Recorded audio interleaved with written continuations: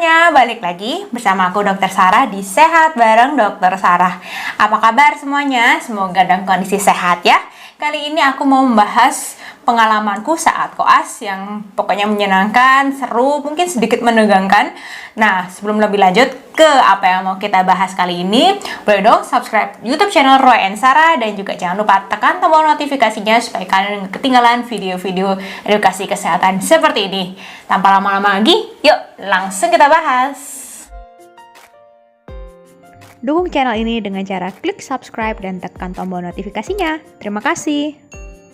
Oke semuanya, kali ini aku mau membahas pengalamanku saat koas. Jadi bajuku agak beda ya. Kali ini aku nggak pakai jas dokter, senyali putih, ku gantung. Kali ini aku mau pakai scrub atau baju yang biasa dipakai waktu zaman kita koas. Jadi kalau ada yang belum tahu, koas itu adalah koasisten atau kita sebagai dokter muda yang ditempatkan di berbagai rumah sakit ataupun puskesmas untuk terjun langsung menghadapi pasien gitu ya. Jadi selama kuliah 3,5 tahun kita sudah punya bekal ilmu teori. Nah kemudian 1,5 tahun kita menjalani koas untuk mempraktekkan nih apa yang sudah kita pelajari saat kuliah. Nah yang kali ini mau aku bahas adalah pengalaman koas yang paling sering orang tanyain gitu ya. Karena biasanya kalau misalnya masuk kuliah kedokteran tuh akan ditanya, udah ketemu mayat belum?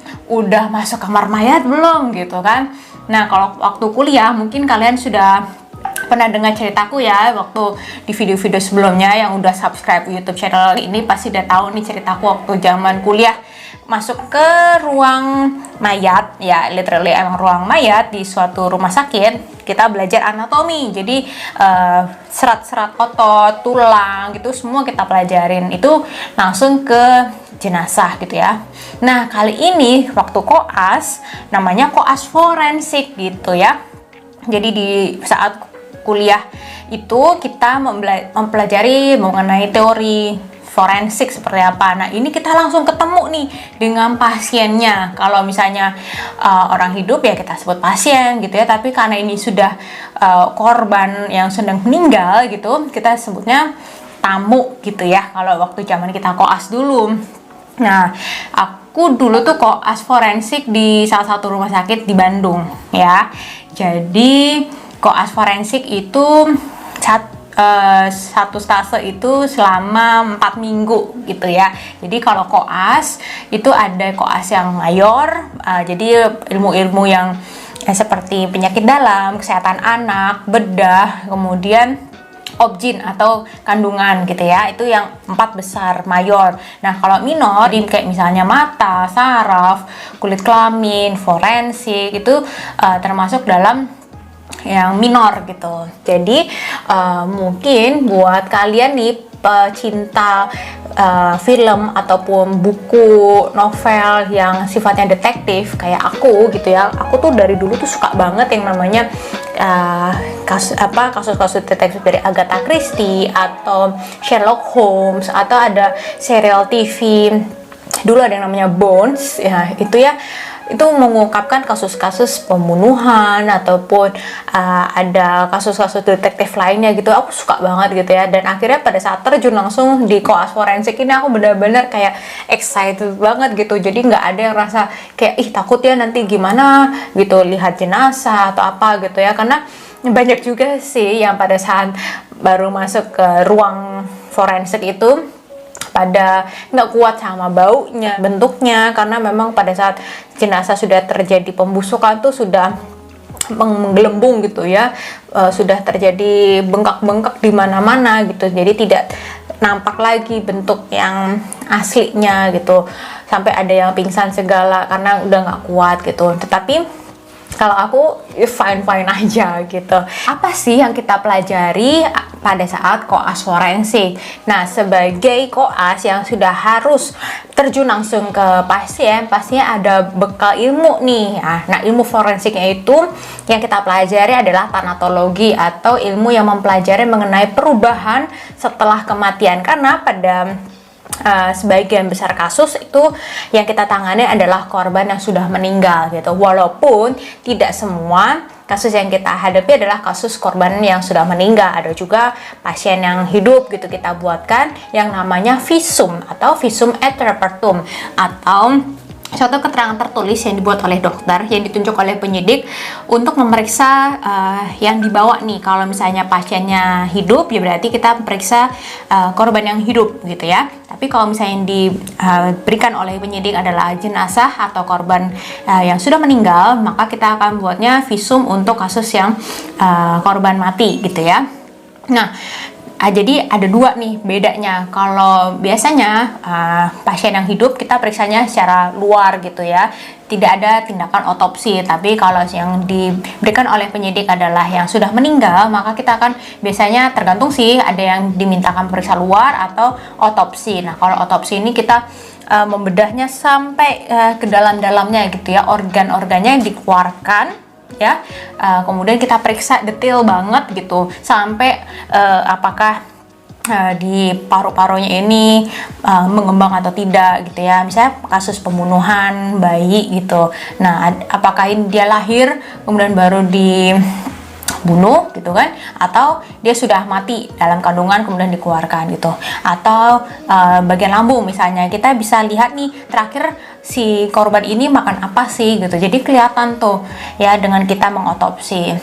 Atau misalnya ada trauma pada organ ginjal atau ada organ apa yang rusak, itu apakah karena penyebab kematiannya itu atau ya hal yang lain gitu ya. Jadi sebelum kita lebih lanjut gini ya, mungkin dari awalnya aja aku udah bilang agak serem gitu ya. Jadi buat kalian yang mungkin agak serem gitu mendengarnya, ya sorry, tapi ini adalah hal yang memang sudah biasa gitu ya bagi para koas gitu. Sudah harus berani deh, karena pada saat kita masuk ke ruang itu ya, kita pertama nih nggak boleh pakai masker gitu ya. Benar-benar kalau misalnya kita masuk dan kita pakai masker, karena itu kan bau ya gitu. Nah, kita harus tahan, dan dengan kita tidak menggunakan masker, kita kan bisa mencium bau gitu. Nah, bau satu korban jenazah dengan yang lain itu beda-beda gitu. Kalau misalnya kasusnya tenggelam atau drowning, itu baunya itu khas pembusukan gitu ya, atau yang lainnya gitu, baunya khas. Misalnya dia habis diracun mungkin menggunakan zat-zat tertentu gitu, pasti akan mengeluarkan bau-bau yang berbeda. Oleh karena itu sebagai dokter kita harus bisa tuh cermat dari bau, kemudian warna, tampilan fisik dan lain-lainnya gitu ya. Jadi gimana mengakalinya, ya bertahan aja. Waktu itu ada yang sampai baru masuk langsung pingsan gitu, ada, tapi untungnya aku tidak mengalami hal tersebut gitu ya. Ada juga yang pakai masker kemudian dilapisi oleh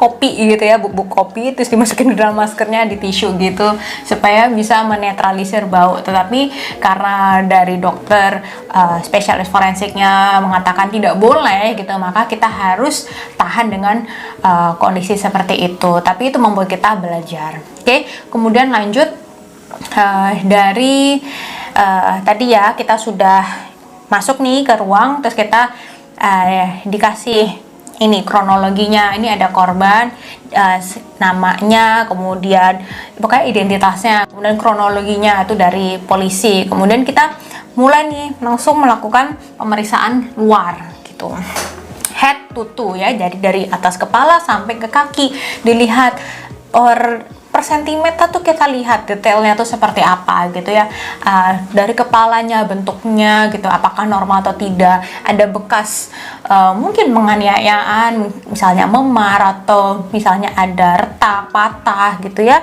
atau mungkin bentuk kepalanya yang tidak normal mungkin secara anatominya gitu. Kemudian rambutnya misalnya mungkin ada yang rontok kah, atau mungkin ada bekas jejas trauma di belakang kepala, itu harus kita lihat. Kemudian ke leher, kemudian di tangan, di kuku gitu ya, apakah ada kuteks gitu, atau mungkin ada tato di kulit mana gitu. Itu harus semua dicatat, difoto gitu ya, supaya dapat kita tulis secara rinci di visum et repertum yang tadi gitu. Pemeriksaan luar sudah selesai.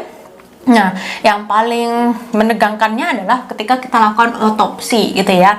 Nah, untungnya nih kita kerjanya rame-rame gitu ya. Jadi dokter spesialisnya mengawasi, kemudian kita ya ikut melihat gitu ya, ikut mengamati. Waktu dulu zaman aku koas itu pernah dapat kasus yang pasien tenggelam atau drowning gitu ya.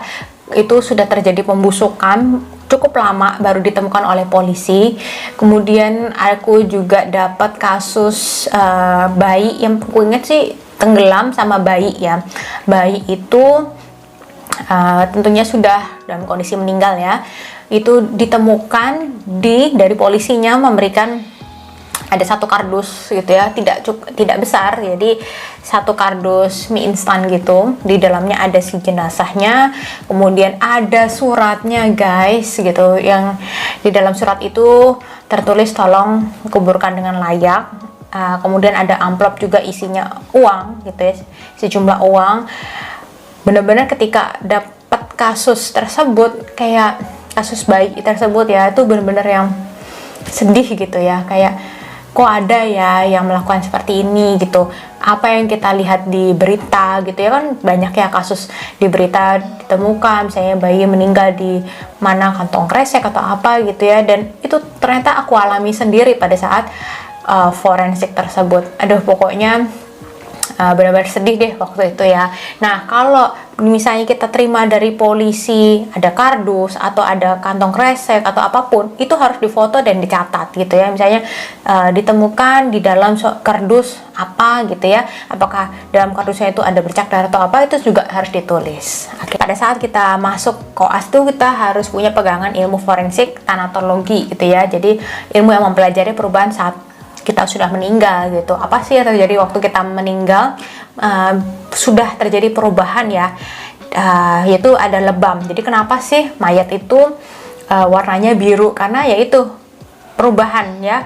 Kan pembuluh darah itu kan kalau misalnya kita hidup darahnya mengalir ya gitu. Tapi kalau ketika kita sudah meninggal, maka darahnya itu akan diam gitu, dan karena pembuluh darah itu diam dan mungkin terjadi benturan, kayak misalnya nih ditemukan kan tenggelam, mungkin dia bentur sana bentur sini gitu ya, pembuluh darahnya pecah gitu, akhirnya di bagian-bagian tubuhnya akan terjadi kebiruan gitu. Kemudian apa sih yang terjadi setelah itu? Ada kaku mayat gitu ya. Jadi kenapa sih kalau misalnya mayat itu akan berat gitu ya dibanding waktu hidupnya, atau mungkin susah digerakkan ya, karena itu perubahan pada orang yang sudah meninggal akan terjadi kaku gitu ya, yang terjadi perubahan secara metabolik gitu ya, enggak ya, otot-otot itu menjadi memendek ya, tegang. Akhirnya apa yang kita rasakan kalau kita pegang itu mayat itu kan kaku gitu, dan itu biasanya menetap gitu ya, dari otot-otot kecil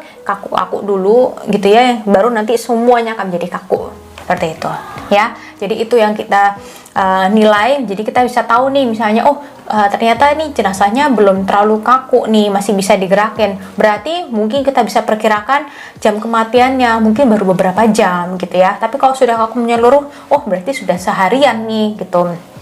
Seperti itu ya guys. Jadi di kasus apapun gitu ya, bisa cari tahu nih, diperkirakan kapan waktu kematiannya, penyebabnya, alat kalau misalnya ini kasus yang tak wajar gitu. Oke, kemudian ya kita masuk ke otopsi. Kasus yang harus diotopsi itu memang atas permintaan dari penyidik gitu. Kalau dimintakan otopsi ya maka kita lakukan.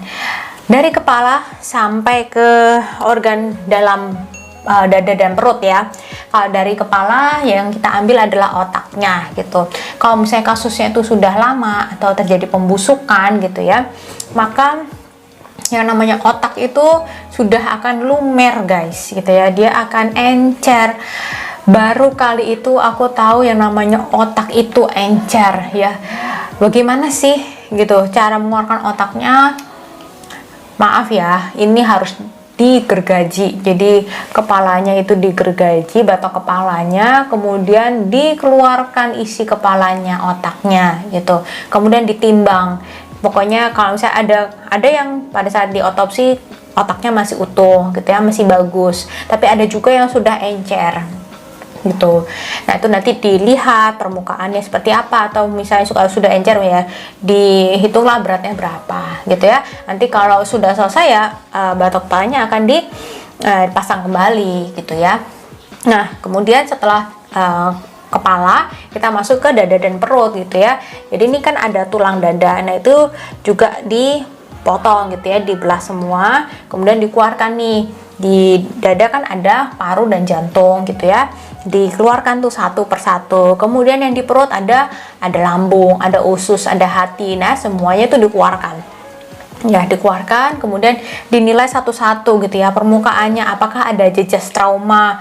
Nah waktu kita mengeluarkan seluruh bagian organ dalamnya itu kita menilai nih, misalnya ya kalau pada kasus yang tadi aku bilang bayi yang sudah meninggal gitu ya, kalau parunya itu kita nilai kan kita iris sedikit nih ya sampel. Nah kalau parunya kita celupkan ke dalam air kemudian dia mengapung, nah itu ada tandanya bahwa si bayi tersebut sudah hidup ya, jadi dia sudah bernafas, kemudian baru ya itu terjadi pembunuhan gitu ya. Bagaimana caranya ya itu nanti kita ungkapkan kemudian, tetapi dengan kita menilai dari paru yang mengapung di air berarti paru-paru itu tuh sudah terisi oleh oksigen gitu ya. Tetapi kalau misalnya tadi kita nilai sampel parunya itu dia ternyata waktu kita cemplungkan ke dalam gelas itu dia tidak ngapung ya, tenggelam, berarti bayi itu pada saat keluar dia mati gitu ya. Nah, itu yang menjadi pembedanya. Jadi kita tuh sebagai dokter forensik itu sangat bisa menilai apa sih gitu ya menjadi penyebab kematiannya gitu. Nah, pada kasus yang kemarin bayi yang ku periksa itu adalah kasus yang dia sudah hidup kemudian baru terjadi pembunuhan. Seperti itu ya guys. Serem banget ya, sedih ya kalau kita nginget itu. Nah kemudian apalagi misalnya nih pada saat kita nilai ususnya atau lambungnya ternyata tuh ada makanan, berarti si korban ini sempat makan sesuatu kemudian dia meninggal gitu ya. Jadi kita bisa nilai nih misalnya makannya udah tercerna sempurna atau belum, atau misalnya apa sih yang ditemukan, apakah mie misalnya, atau mungkin ada bahan tertentu gitu ya, ada zat-zat kimia lainnya. Nah misalnya dari kasus contoh Mirna gitu kan, dia minum kopi ya yang bersianida, nah itu pasti di lambungnya akan ditemukan tuh zat tersebut gitu ya kalau bisa dicek di laboratorium. Jadi itu benar-benar kita bisa mengungkapkan kejahatan ya dari suatu tindakan autopsi. Nah itu dia teman-teman ya, kalau misalnya kita di koas forensik. Bagaimana menurut kalian? Seru nggak sih apa yang sudah aku ceritain ini? Mungkin teman-teman di luar sana yang juga lagi menjalankan koas gitu ya, boleh dong share pengalaman koas forensik kalian di kolom komentar. Dan jangan lupa subscribe dan like, share video ini ke teman-teman kalian supaya mereka yang mungkin mau masuk kuliah kedokteran bisa tercerahkan, oh nanti kalau aku koas akan seperti ini. Oke, sampai ketemu di video kita berikutnya. See you and God bless you.